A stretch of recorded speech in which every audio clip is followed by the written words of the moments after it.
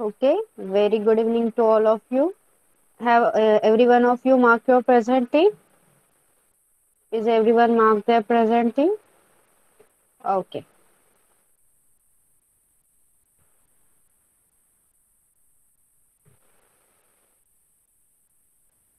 Okay, have you done your homework of last lecture? जो काही last लेक्चरचा homework दिला होता सर्वांनी केला आहे का? ओके, तर आज सुद्धा कुणीही लेफ्ट व्हायचा नाही जोपर्यंत मी सांगत नाही. ओके, जर तुमच्या नेटवर्कचा काही प्रॉब्लेम असेल then it is perfectly acceptable. Okay, truly acceptable. पण जर मी 6th ला शिकवत असताना 5th चे स्टुडंट लेफ्ट झाले कोणीही, तर ते ऍक्सेप्टेबल नाही. ओके, सी आणि जे जे काही तुम्ही ओके, जे काही मी क्वेश्चन देईन तुम्हाला आता लेक्चर मध्ये लिहिण्यासाठी, ते एकदम प्रॉपरली आणि नीटली लिहायचे आहेत. Okay, I will ask you to put on your video and show me. Okay,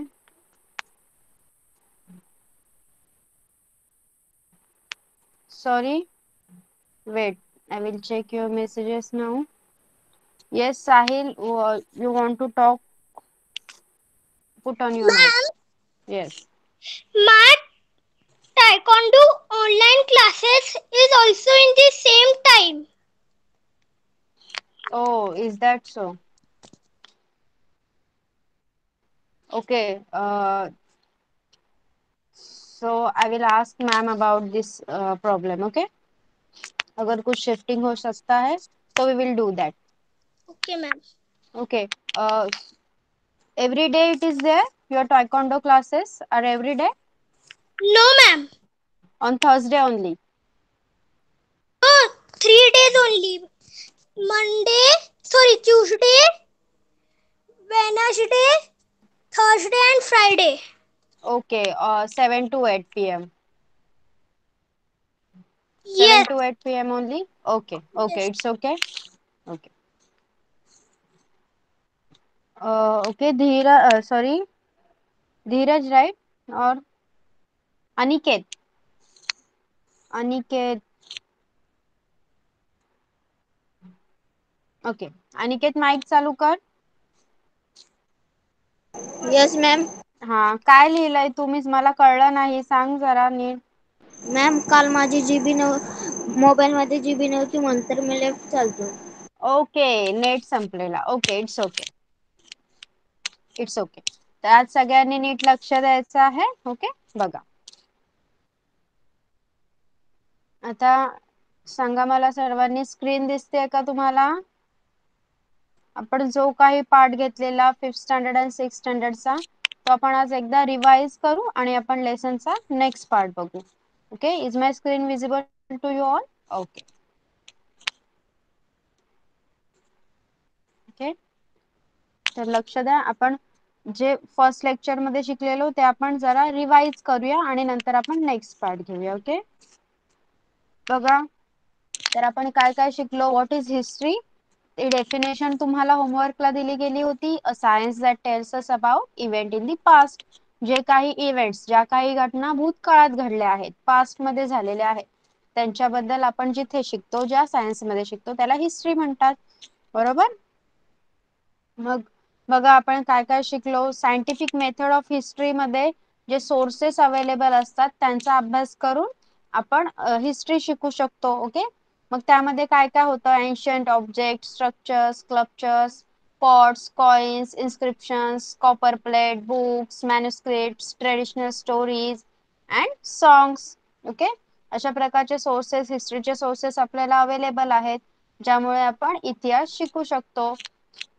मग हिस्ट्रीचे सोर्सेस 3 टाइप्सचे असतात. Material sources, written sources and oral sources. Okay. Okay, तर आज आपण टॉपिक स्टार्ट करणार आहोत, history and us. Okay, history and us, इतिहास आणि आपण स्वतः. ओके, बघा, एम आय ऑडिबल क्लिअरली? माझा आवाज क्लिअर येतोय का सांगा एकदा. Okay, Okay, see. History and us. Our 1.3 is history and us. The study of science helps us to find the answers to many questions. For example, environmental science studies the problem of degradation of environment, pollution, etc. and looks for their solutions. बघा, आपण कोणत्याही शास्त्राचा अभ्यास केला, कोणत्याही प्रकारच्या सायन्सचा जर आपण अभ्यास केला तर आपल्याला त्या अभ्यासातून जे काही क्वेश्चन्स उद्भवतात त्याची उत्तरं सुद्धा मिळतात, बरोबर. मग त्याचंच एक एक्झाम्पल म्हणजे एन्व्हायरमेंटल सायन्स. ओके, पर्यावरणाचा अभ्यास केला आपण तर त्यामधून पर्यावरणाचा ऱ्हास कसा होतोय, ओके, एन्व्हायरमेंट कसं डिग्रेड होतोय, कोणत्या गोष्टींमुळे डिग्रेडेशन चालू आहे, पोल्युशन कशा प्रकारे होते, water pollution, air pollution, land pollution आणि त्याची कारणं कोणकोणती आहेत हे सुद्धा आपण जेव्हा आपण एन्व्हायरमेंट स्टडी करू, पर्यावरणाचा अभ्यास करू, तेव्हाच आपल्याला याची उत्तरं मिळतील की नाही. ओके, बघा. In the same way, every science has its own areas of study. History studies events in the past. मग अशाच प्रकारे प्रत्येक सायन्सला त्याचा अभ्यास करण्यासाठी एक स्पेसिफिक एरिया डिफाईन करून दिला आहे. जसं मॅथ्स मध्ये आपण गणित शिकतो, मग ती कोणत्या प्रकारची असू शकतात. It may be addition, subtraction, multiplication, division. Okay, that may be of any type, कोणत्याही प्रकारची ती गणितं असू शकतात जी आपण मॅथ्स मध्ये शिकणार. जिओग्राफी, जिओग्राफी जर आपण घेतलं तर जिओग्राफी मध्ये आपण वेगवेगळे places, that may be river, land, mountains, hills, okay, अशा त्या प्लेसेसची माहिती शिकणार. जर तुम्ही सायन्स सोशल सायन्स मध्ये घेतला, मग जर सोशल सायन्स मध्ये तुम्ही जर हिस्ट्री घेतला तर हिस्ट्री मध्ये आपण काय शिकतो, अबाउट पास्ट इव्हेंट, जे काही इव्हेंट, ज्या काही घटना होऊन गेल्या आहेत, जे काही पास्ट आहे ते आपण हिस्ट्री मध्ये शिकतो. Okay, individual or collective actions of human beings have consequences. बघा, individual or collective actions of human beings have consequences. They result in an environment that may be either favorable or unfavorable for the progress of society. Okay, मग जी काही लोक राहतात समाजामध्ये, आपण सगळे एकत्र राहतो, एक वेगवेगळे सण साजरे करतो. ओके, सगळ्यांचे सण आपण हल्ली एकत्र सगळे जण साजरे करतो, पण काही लोकांच्या वागण्यामुळे समाजाला कधी फायदा होतो तर काही लोक अशी वागतात ज्याने समाजामध्ये असंतोष पसरतो, म्हणजे रागाराग होते. ओके, भांडण होतात. मग ह्या कंडिशन समाजासाठी फेवरेबल सुद्धा आहेत किंवा अनफेवरेबल सुद्धा आहेत. ओके, समाजाला पुरेशा सुद्धा आहेत किंवा अपूरक देखील ठरतात. This affects our day to day life. मग जर अशा काही भांडण तंटा झाली तर ह्यामुळे आपल्या दैनंदिन जीवनात फरक पडतो की नाही. For example, if the people of a village work together and help one another, the village makes good progress. बघा, आता त्याचा एक्झाम्पल आपण एक घेऊया.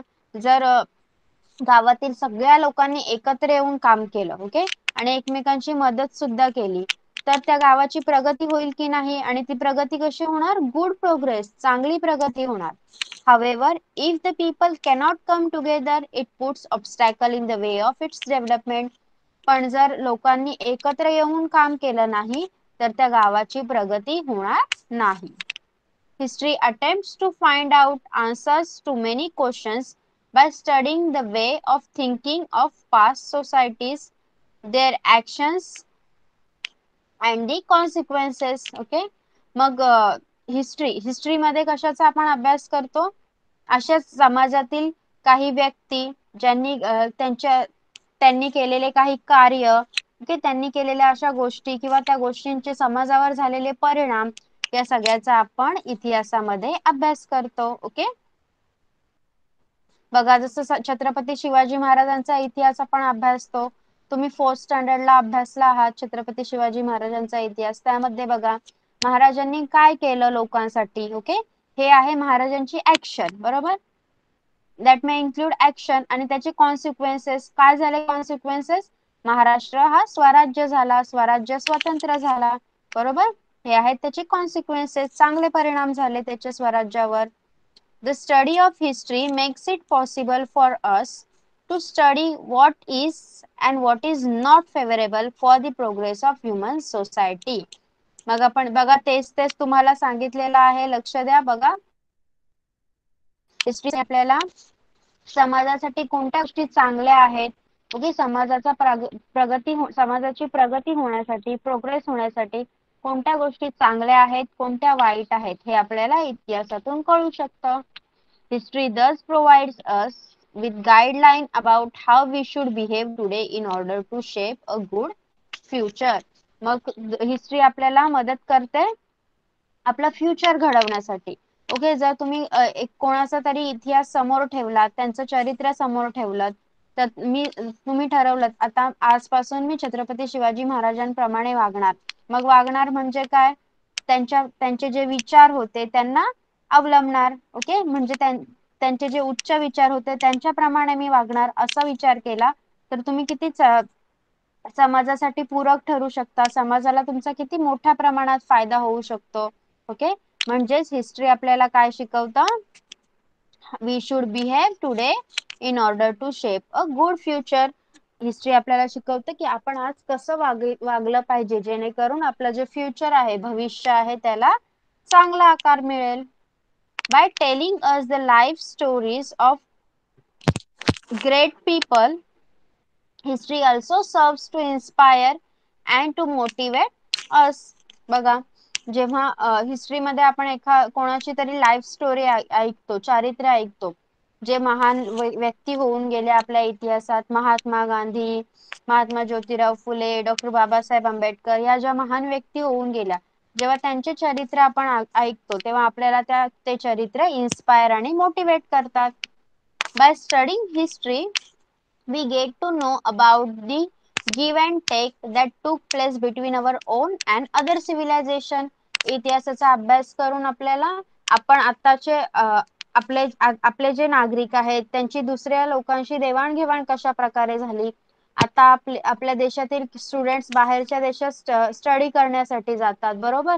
मग त्यांच्या व्यापाराची सुरुवात कुठून झाली, आपल्या इतिहासातून झाली.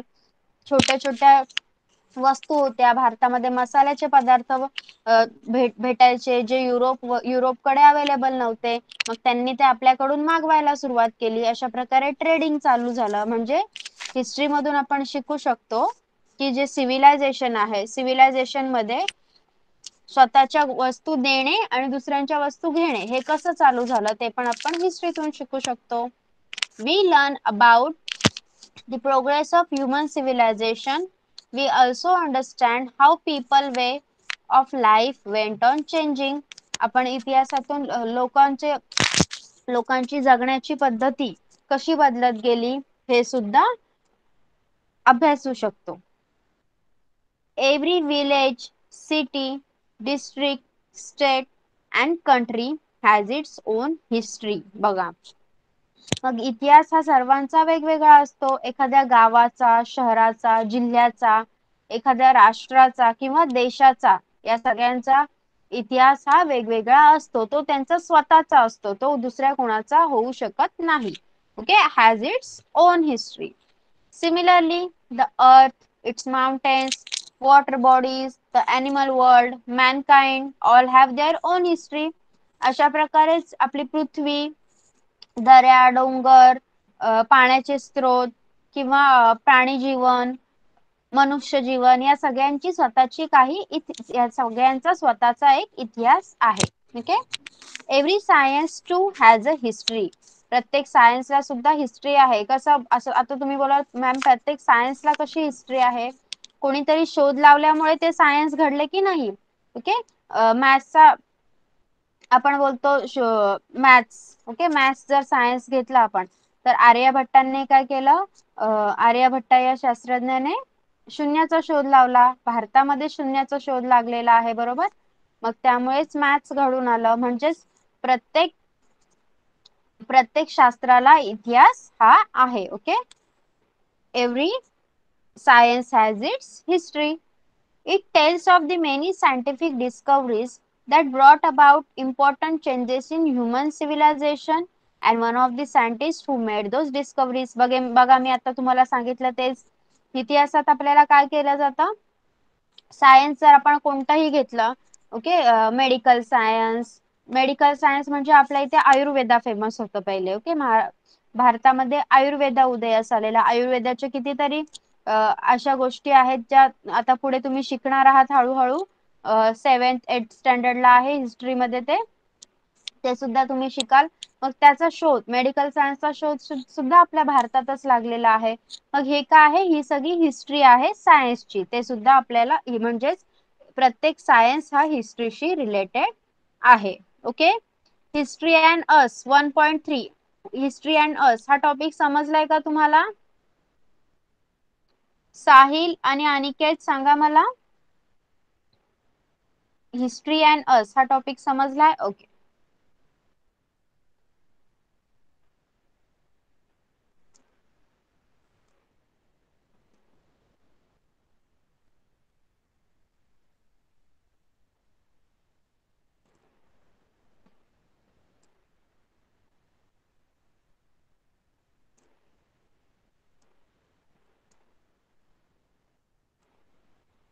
Okay, see, we will take the next topic and then move towards the 6th standard. Okay,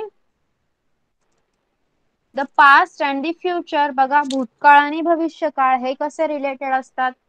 The past, present and future are linked by a continuous chain of event. बघा, आपला भूतकाळ, आपला वर्तमान काळ आणि आपला येणारा फ्युचर हे एकमेकांशी कंटिन्युअसच्या चेनने रिलेटेड असतात. ओके, कनेक्टेड असतात. ह्याचं बेस्ट सोपं एक्झाम्पल मी तुम्हाला सांगते. पास्ट, तुम्ही लास्ट इयरला कसा अभ्यास केला होता त्यावरून तुमचा रिपोर्ट कार्ड आला, बरोबर, आणि तुम्ही या वर्षीसाठी प्रमोट झालात. मग प्रमोट झाल्यामुळे हा तुमचा प्रेझेंट आहे आणि आता तुम्ही कसा अभ्यास करणार त्यावर तुमचं फ्युचर डिपेंडंट आहे, बरोबर. म्हणजेच past, present and future are link by a continuous chain of events. बघा, इथे त्यांनी वेगळं एक्झाम्पल दिलं आहे तुम्हाला. For example, the Indian people fought against the British government to get independence. बघा, भारतातील लोकांनी ब्रिटिश सरकार सोबत लढा केला, आपल्याला स्वातंत्र्य मिळावं म्हणून लढा केला की नाही.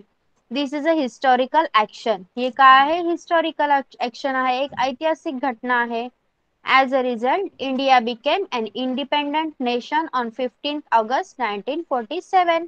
मग त्याचा रिझल्ट काय लागला, काय झाला त्याचा परिणाम, भारत एक स्वातंत्र्य राष्ट्र झालं. कधी, 15 ऑगस्ट 1947 रोजी. Okay, so we can say that independence was a consequence of an action that is the Indian people's struggle for independence. बघा, म्हणजेच आपण म्हणू शकतो की आपल्याला स्वातंत्र्य मिळणे हे लोकांनी केलेल्या लढ्याचाच परिणाम आहे, बरोबर.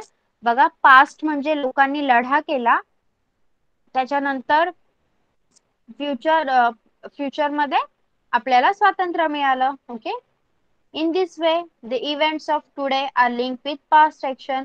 म्हणजे अशा प्रकारे सगळे इव्हेंट्स, आता जे इव्हेंट्स आहेत, आताच्या ज्या घटना आहेत त्या आपल्या पास्टशी रिलेटेड आहेत, भूतकाळाशी रिलेटेड आहेत. When we understand this, we realize that the future depends on past events. मग आपण जर हे समजून घेतलं तर आपल्याला असं कळेल की आपलं फ्युचर सुद्धा आपल्या भूतकाळावर डिपेंड असतं. This is what we learn from history. हे सगळं आपण कुठून शिकतो, इतिहासातून शिकतो. For example, we learn that man began to make tools from materials available in nature. Okay, बघा, एक एक्झाम्पल दिलेला आहे तुम्हाला. माणसाने काय केलं, बघा इथे अश्मयुगीन माणूस दाखवलेला आहे, स्टोन एज मॅन दाखवलेला आहे. त्याने काय केलं, आपल्या आजूबाजूला नेचर मध्ये जे काही मटेरियल अवेलेबल असेल, त्याला दगड मिळाली, दगडाचं त्यांनी हत्यारं बनवली, लाकडाचे त्यांनी काही टूल्स बनवले, बरोबर.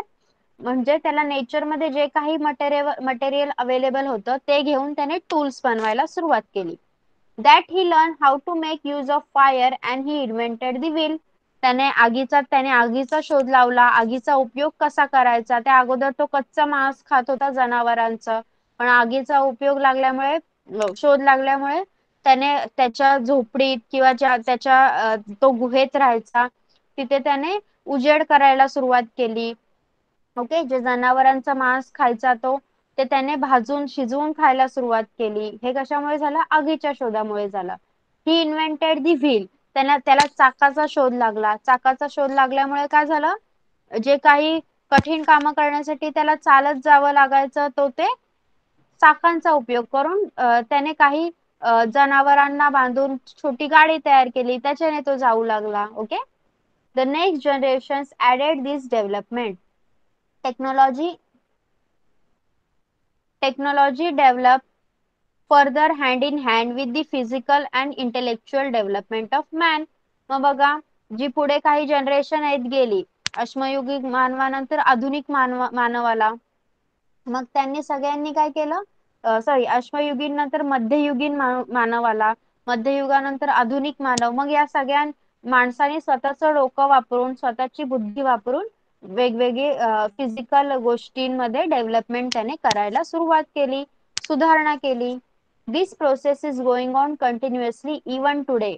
मग आज सुद्धा कितीतरी सायंटिस्ट आहेत ते अजून काहीतरी वेगळा शोध लावण्याचा प्रयत्न करत आहेत. बघा, आपल्याकडे कोविडचा पॅन्डेमिक चालू आहे, कोरोनाचा आजार होतोय सगळीकडे, पण अजून सायंटिस्ट शोध लावतात असं वॅक्सिन शोधूया, तसं वॅक्सिन शोधूया. बरोबर, हे चालूच आहे. म्हणजे आता सुद्धा काय आहे, जी प्रोग्रेस डेव्हलपमेंटची प्रोसेस आहे ती कंटिन्युअसली चालू आहे.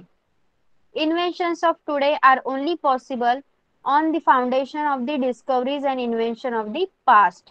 मग आजचे जे इन्व्हेन्शन आहेत ते फक्त आपण कशामुळे करू शकतो? कारण आपल्या आधी काही अश्मयुगीन मध्ययुगीन मानवाने त्या डिस्कवरीजचा शोध लावण्याचा प्रयत्न केलेला आहे, म्हणून त्याच्यावर बेस म्हणून आपण आता काही इन्व्हेन्शन करू शकतो. बघा, एका इन्व्हेन्शनचं पिक्चर दाखवलेलं आहे तुम्हाला. मुलं कम्प्युटरवर अभ्यास करत आहेत. ओके, बघा, invention and technology of the past वर काय केलेलं आहे मानवाने?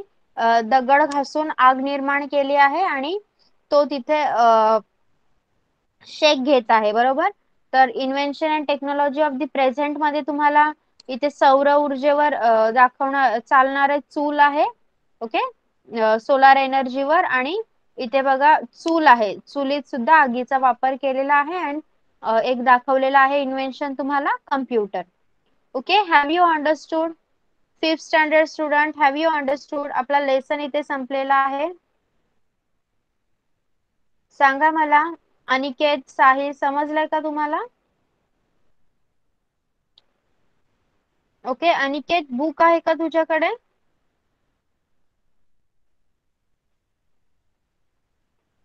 Yes Sahil, you can put on your mic and ask.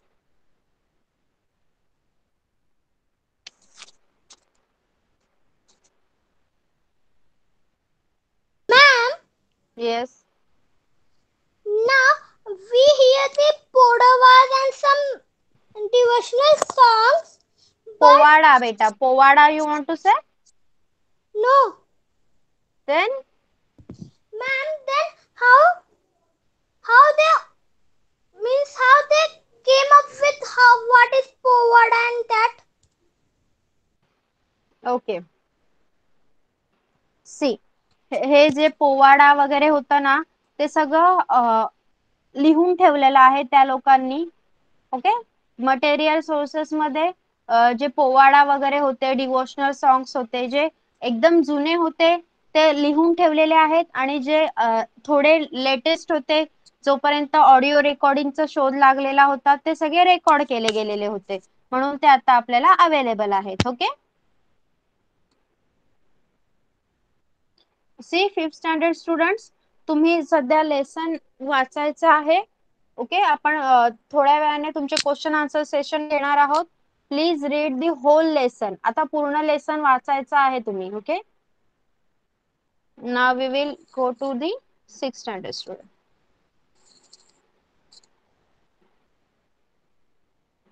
Okay, see, okay, Aadesh, Anuj, Pramita, Akshara, लक्ष द्यायचं आहे सगळ्यांनी. बघा आपण काय पाहिलं होतं, geographical condition and the course of history. म्हणजे त्याच्यात आपण फर्स्ट पाहिलं होतं जिओग्राफिकल कंडिशन अँड हिस्ट्री. मग हिस्ट्री आणि जिओग्राफिकल कंडिशन, एखाद्या प्रदेशाची जिओग्राफिकल कंडिशन आणि तिथला इतिहास हे कसे रिलेटेड आहेत ते आपण पाहिलं होतं. Okay, then our 1.2 is geographical features of India.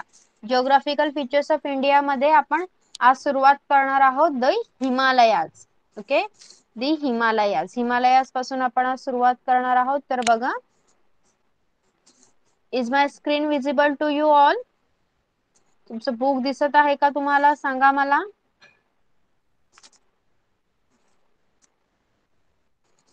Okay, Pramita is only there.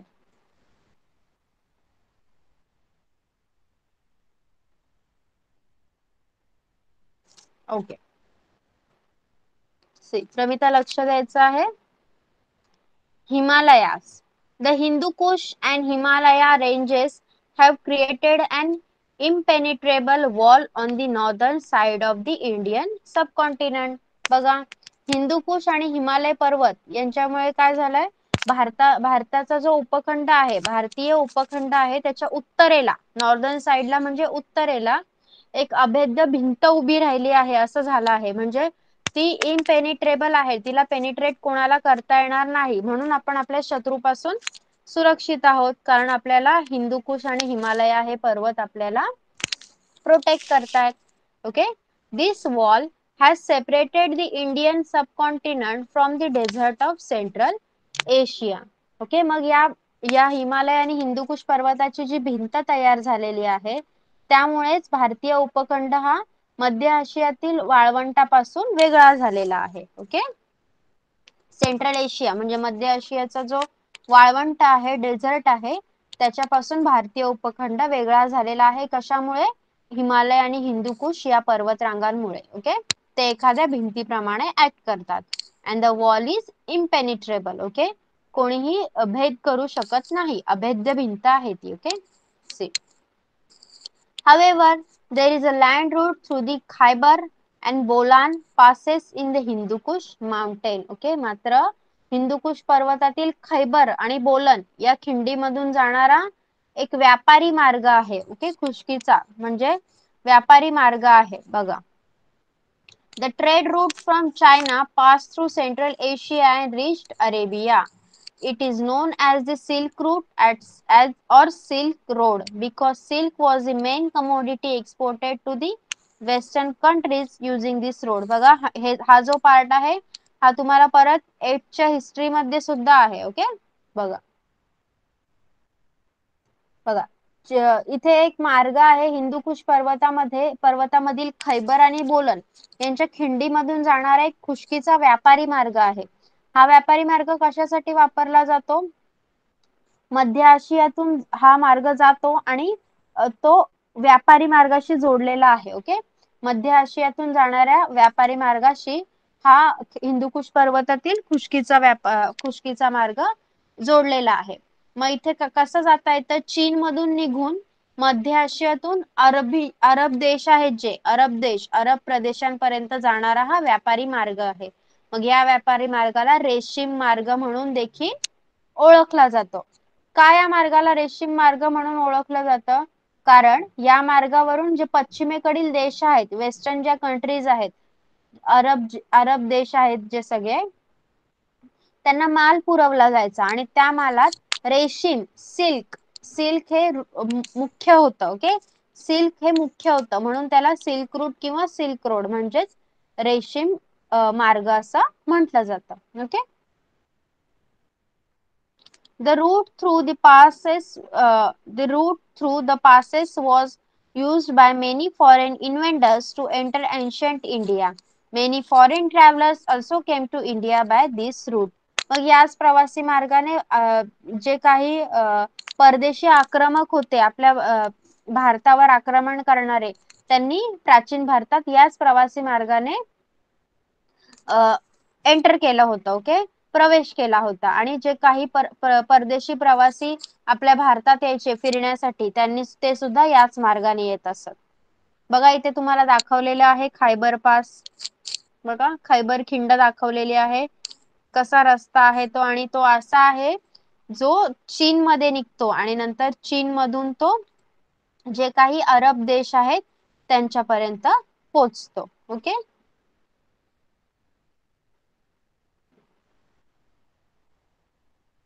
Okay. Hindu Kush हिमालयाबद्दल जे काही शिकवलं ते समजलंय का प्रमिता?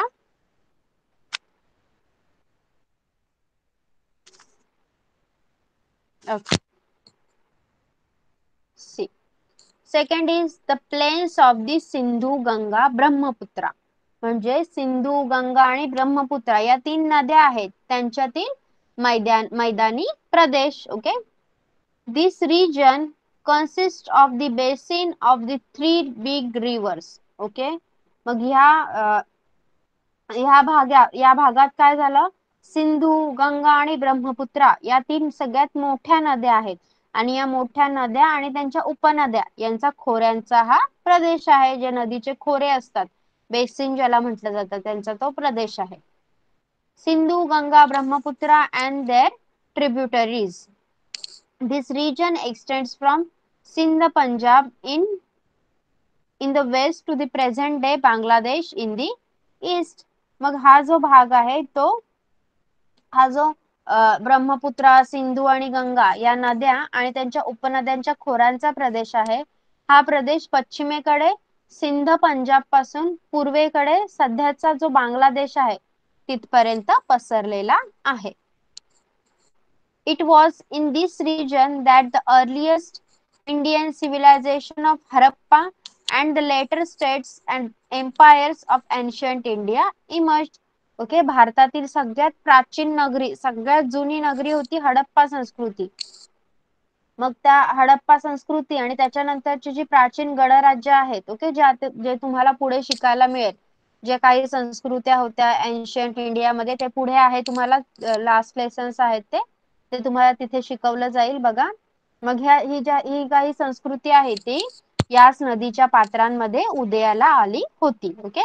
या नद्यांच्या पात्रांमध्येच ती लोक वस्तीला राहत होती. बघा इथे रिव्हर गंगा दाखवलेली आहे तुम्हाला, खूप जुनं पिक्चर आहे रिव्हर गंगाचा. नेक्स्ट द थार डेझर्ट म्हणजे थरचे वाळवंट. Okay. The Thar desert spreads across Rajasthan, Haryana and some part of Gujarat. मग थरचे वाळवंट हे राजस्थान, हरियाणा आणि गुजरात यांच्या काही भागांमध्ये पसरलेला आहे. A part of the desert lies in today's Pakistan. आताचा जो पाकिस्तान आहे त्यामध्ये देखील या थारच्या वाळवंटाचा काही भाग आहे.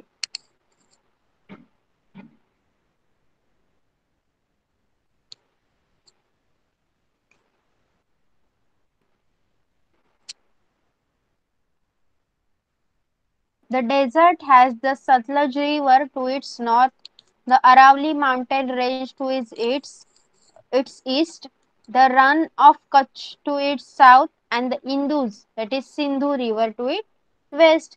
मग या थरच्या वाळवंटाची रचना कशा प्रकारे आहे बघा, त्याच्या उत्तरेला, पूर्वेला, दक्षिणेला काय काय आहे ते बघूया आपण. थरच्या वाळवंटाच्या उत्तरेला काय आहे, सतलज नदी. पूर्वेला अरवली पर्वतांच्या रांगा आहेत. दक्षिणेला कच्छचे रण आहे आणि पश्चिमेला सिंधू नदी आहे, जिला इंदुस देखील म्हटलं जातं, Indus. The Ghaggar river that originates in Himachal Pradesh reaches the Thar desert. Okay. Himachal प्रदेशात मध्ये उगम पावणारी घग्गर नावाची नदी आहे, ती कुठे पोचते, थरच्या वाळवंटापर्यंत पोचते. It is non as Hakra in Pakistan. मग त्यालाच पाकिस्तानामध्ये त्या नदीला हकरा या नावाने ओळखलं जातं. Its course in Rajasthan and Pakistan has now dried up. Many sites of the Harappan civilization are situated along the now dry course of the river. मग त्या नदीला पाकिस्तानमध्ये हकरा या नावाने ओळखलं जातं. आणि मग राजस्थान आणि पाकिस्तान मध्ये जे काही नदीचे पात्र होते ते आता पूर्णपणे कोरडं पडलेलं आहे, तिथे पाणी येत नाही. म्हणून या कोरड्या पात्राच्या प्रदेशात हडप्पा संस्कृतीची देखील काही स्थळं आहेत ती विखुरली गेलेली आहेत. ओके,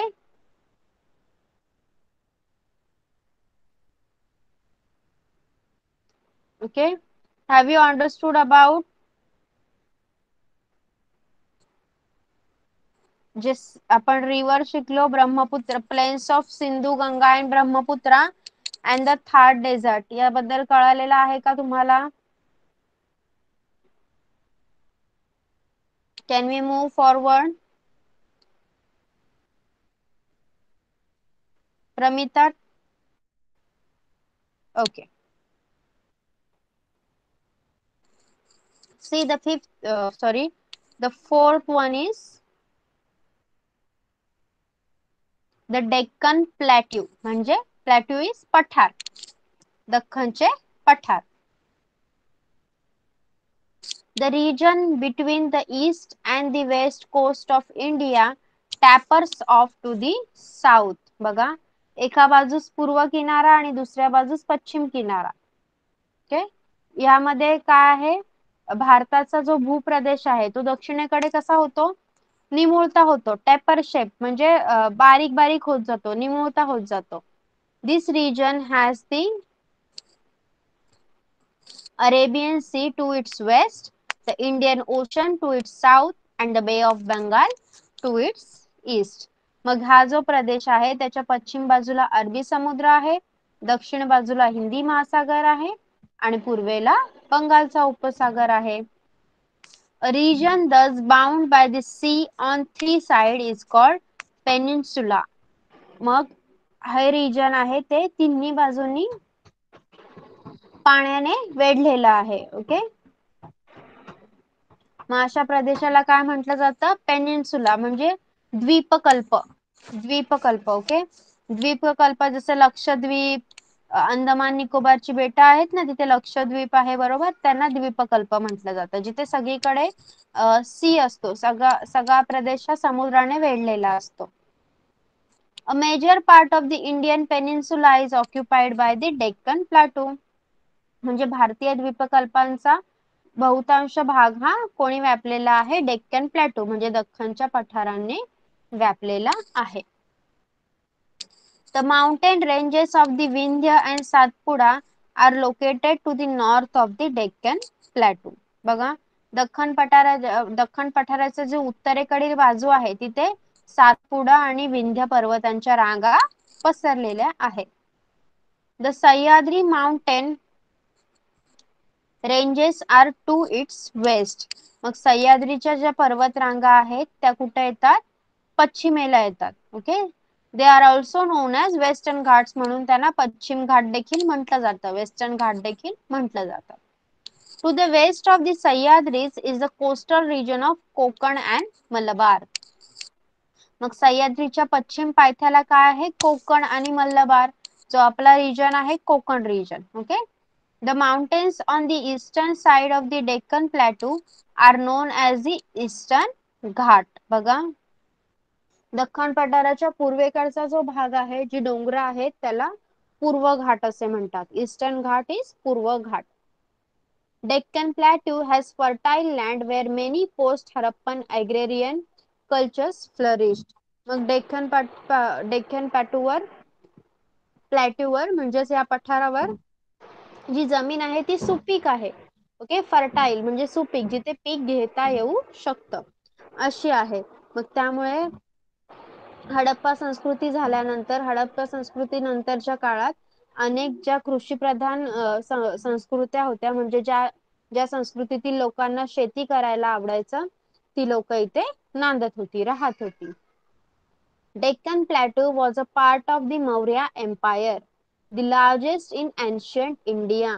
मग डेक्कन प्लॅटू हा दख्खनचा पठार हा मौर्य साम्राज्यातील एक मोठा घटक होता. Okay, after the decline of Maurya empire to several other kingdoms and smaller empires continue to flourish in this region. मग जेव्हा मौर्य साम्राज्याचा ऱ्हास झाला त्याच्यानंतर सुद्धा काही छोटे छोटे साम्राज्यातील लोक या दख्खनच्या पठारावर नांदत होती. ओके,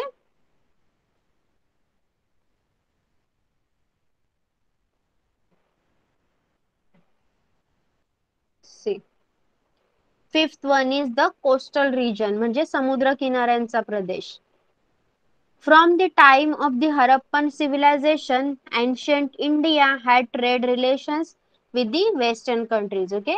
प्राचीन भारतात जी हडप्पा संस्कृती होती तिच्या काळापासूनच पश्चिमेकडील देशांशी आपला भारताचा व्यापार हा चालत होता. This trade was carried on by sea. Therefore, India had developed contact and interaction with foreign cultures and people at the seaports. मग हा व्यापार मोस्टली समुद्रातून केला जायचा, सागरी मार्गाने केला जायचा. म्हणूनच भारतातील समुद्र किनाऱ्यांवरील जी बंदरं आहेत, पोर्ट आहेत, त्यांच्यावर काही लोक उतरायची. मग त्या लोकांचा संबंध आपल्या भारतातील लोकांशी यायचा. म्हणजेच काय झालं, जी परदेशातील संस्कृती होती त्या संस्कृतीशी आणि त्या लोकांशी भारताचा संपर्क येऊ लागला आणि त्यांच्यामध्ये देवाणघेवाण होऊ लागली. Later on, land routes came to be used for trade and transport, but the importance of sea routes did not diminish.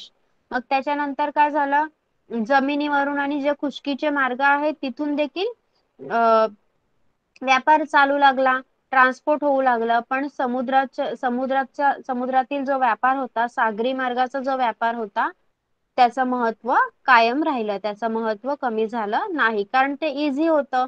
बरोबर. शिपने लोक येऊ शकत होती, सामानाची देवाणघेवाण होऊ शकत होती. म्हणजे समुद्राचा जो व्यापार होता तो त्यांना सोयीस्कर वाटत होता. Next is island in the sea, म्हणजे समुद्रातील जी बेट असतात. Okay. Andaman and Nicobar are the Indian islands in the bay of Bengal. Andaman आणि निकोबार ही काय आहेत, बंगालच्या उपसागरातील बेटा आहेत जी भारताची आहेत. ओके, भारतीय बेटे आहेत. Lakshadweep is a group of Indian island in the Arabian sea. Lakshadweep हा भारतीय बेटांचा समुद्र कुठे आहे, अरेबियन सी मध्ये, अरबी समुद्रामध्ये आहे. The location of these islands may have been important in ancient sea trade. मग प्राचीन काळात देखील काय होतं, या समुद्री व्यापार जो चालायचा त्याच्यात कदाचित या बेटांचं स्थान महत्वाचं असेल. The manuscript Periplus of Erythraean Sea or Handbook of the Red Sea makes a mention of Indian island. मग हे बघा, एक मटेरियल आहे Periplus of the Erythraean Sea आणि handbook of a Red Sea म्हणजे तांबड्या समुद्राचा माहिती पुस्तक. ओके. हे दोन बुक्स आहेत ज्याच्यामध्ये भारतीय बेटांचा उल्लेख केला गेला आहे. It has been written by unknown Greek sailor, आणि हे एका अनामिक, ज्याचं नाव माहिती नाही, अशा ग्रीक सेलरने म्हणजे बोट चालवणाऱ्या खलाशाने लिहिलेले आहेत हे बुक्स. म्हणजे बघा, त्यावेळी सुद्धा जे आयलँड्स आहेत आपले, लक्षद्वीप अरेबियन सी मधलं, अंदमान निकोबार बे ऑफ बेंगाल बंगालच्या उपसागरामधलं, हे दोन्ही आयलँड आपले खूप महत्वाचे होते प्राचीन भारतात सुद्धा, प्राचीन भारताच्या व्यापारात सुद्धा. Okay. Last one is the Indian subcontinent, म्हणजेच काय, भारतीय उपखंड. The cities of Harappa and Mohenjo-daro are in today's Pakistan. Okay. बघा, हडप्पा आणि मोहेंजोदारो ही जी शहरं होती भारतातील, ती आता कुठे आहेत, पाकिस्तानात आहेत. कारण त्यावेळी भारत पाकिस्तान ही फाळणी झालेली नव्हती. प्राचीन भारतात हे सगळं एकत्र होतं. ओके.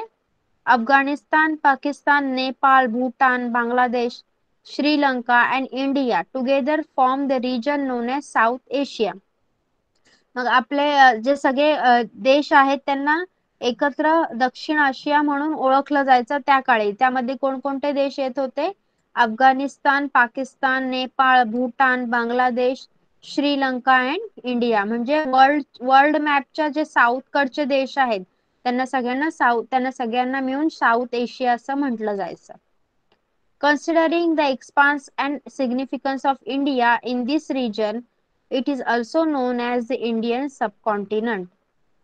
मग या दक्षिण आशिया हा जो भूभाग होता त्यामधील भारत हा देश जास्त विस्तारित होता आणि त्याचं इम्पॉर्टन्स पण खूप होतं. म्हणून या पूर्ण भागाला भारतीय उपखंड असं म्हटलं जायचं त्यावेळी. ओके. म्हणजे भारतीय उपखंडात काय काय येणार, साऊथ एशिया मधले सगळे देश, पाकिस्तान, अफगाणिस्तान, नेपाळ, भूटान, बांगलादेश, श्रीलंका. ओके, या सगळ्यांना एकत्र मिळून भारतीय उपखंड असं म्हटलं जायचं, इंडियन सबकॉन्टिनेंट असं म्हटलं जायचं. The Harappan civilization had spread mainly in the northwestern part of the Indian subcontinent. मग जी हडप्पा संस्कृती होती, या हडप्पा संस्कृतीचा विस्तार देखील भारतीय उपखंडाच्या नॉर्थ वेस्टर्न म्हणजे वायव्य भागात झालेला होता. China and Myanmar, our neighboring countries, are not a part of South Asia or the Indian subcontinent. मग चीन आणि म्यानमार हे जे आजचे आपले शेजारी देश आहेत, ते दक्षिण आशियाचा किंवा भारतीय उपखंडाचा भाग नाहीत. Okay. However, they had cultural and trade relations with ancient India. They have an important place in the study of ancient Indian history. पण चीन आणि म्यानमार या हे देश जरी भारतीय उपखंडाचा भाग नसले तरी त्यांचा प्राचीन भारताशी खूप काही प्रकारे हिस्टॉरिकल संबंध आहे, रिलेशन आहे, ऐतिहासिक आणि व्यापारी सांस्कृतिक आणि व्यापारी रिलेशन्स आहे. ओके, म्हणजे प्राचीन भारताच्या इतिहासात या देशांचा अभ्यास देखील महत्वाचा ठरतो. Okay, have you understood? Have you understood the lesson? Tell me. Okay, now we will move to the question answer session. Okay, we will start from 5th standard. Okay, fill in the blanks चे answer आहेत ते तुम्ही chat box मध्येच लिहिणार आणि जे one word असेल ते वन वर्ड किंवा नोट असेल तर मी तुम्हाला माइक ऑन करायला सांगणार. Okay, fill in the blanks चे आन्सर चॅट बॉक्स मध्ये लिहायचे आहेत. The science that tries to understand past events is called. The science that tries to understand past event is called. लिहा आन्सर चॅट बॉक्स मध्ये. 5th standard student Sahil, Aniket. History. Very good.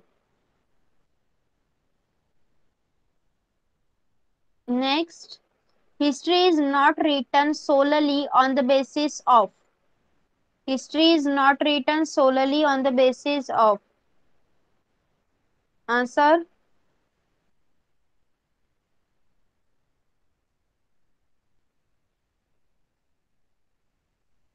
Yes. Imagination.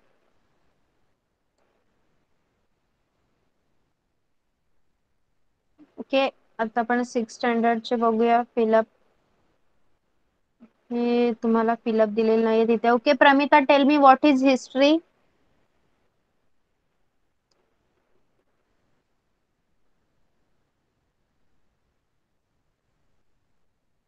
Pramita, put on your mic and tell me what is history.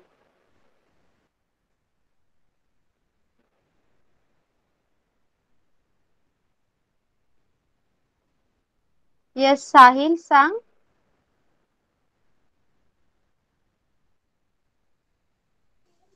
Science. History is science that has occurred in past. Okay, mike off करायचा आहे. Good.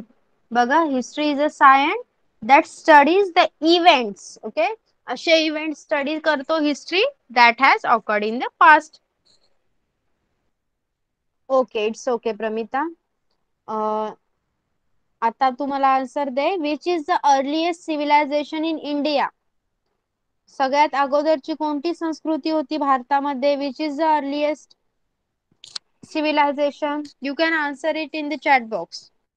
If your mic is not working, you can answer it in the chat box.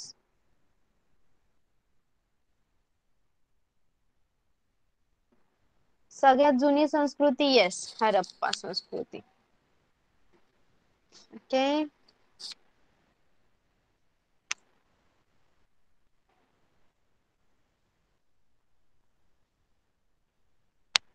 okay, 5th standard student, tell me what is a scientific method.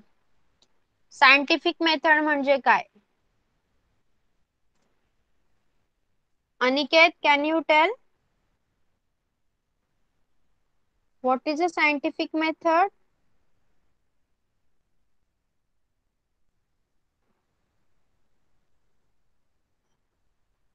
Okay, Sahil, can you? Yes. Scientific method. Scientific method is that the Asian object like pots, coin, copper plates, book, manuscripts, and traditional stories and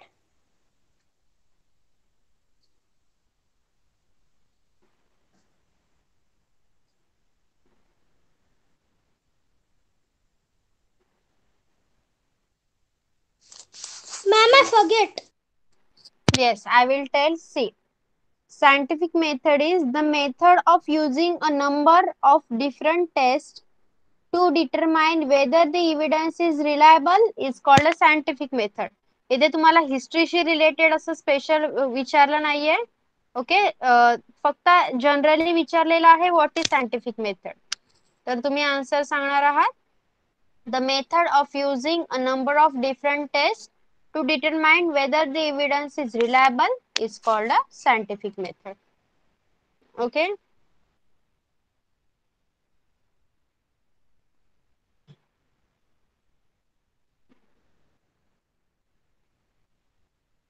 Okay, Pramita, tell me which region is known as the Indian subcontinent? Which region is known as the Indian subcontinent? Indian subcontinent region कोणत्या रिजनला म्हटलं जायचं? काय काय येतं त्याच्यात सांग.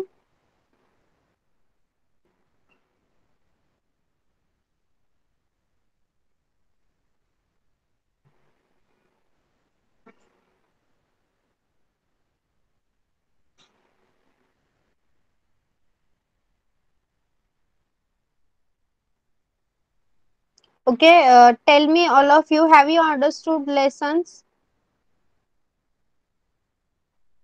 सगळ्यांना लेसन समजले आहेत का? ओके, तर आजसाठी काहीच रिटर्न होमवर्क नसणार आहे. रिटर्न होमवर्क नसणार आहे कोणत्याही प्रकारचा. तुम्ही हे जे लेसन्स आहेत ते रीड करायचे आहेत दोन्ही. Okay, fifth standard student will read the fifth, त्यांचा लेसन तुम्ही रीड तुमचं तुम्ही रीड करायचं आहे. And six standard will read there's only. आणि नेक्स्ट लेक्चर असेल आपलं, त्यामध्ये आपण क्वेश्चन आन्सर घेऊ. ओके, हे जे क्वेश्चन आन्सर आहेत आता स्टुडंट सुद्धा आपले खूप लेफ्ट झालेले आहेत. मग हे जे क्वेश्चन आन्सर्स आहेत तुमचे, नेक्स्ट जो लेक्चर चालू होईल त्याला पहिले आपण क्वेश्चन आन्सर्स घेऊया आणि नंतर तुमचा लेसन कंटिन्यू करूया. Okay, you are okay with this? Okay, now you all can leave the class. Bye bye everyone. Ma'am, yes. where to upload the homework? Actually तुम्ही फक्त ते होमवर्क लिहून ठेवायचं आहे. कारण सध्या गुगल क्लासरूम बनवलेला नाहीये, त्यामुळे ते बनवलंय की तुम्ही त्याच्यावर अपलोड करू शकता. Okay. Yes Aniket, I got. Okay, you all can leave the class. Bye, ma'am. Bye bye, bye bye everyone.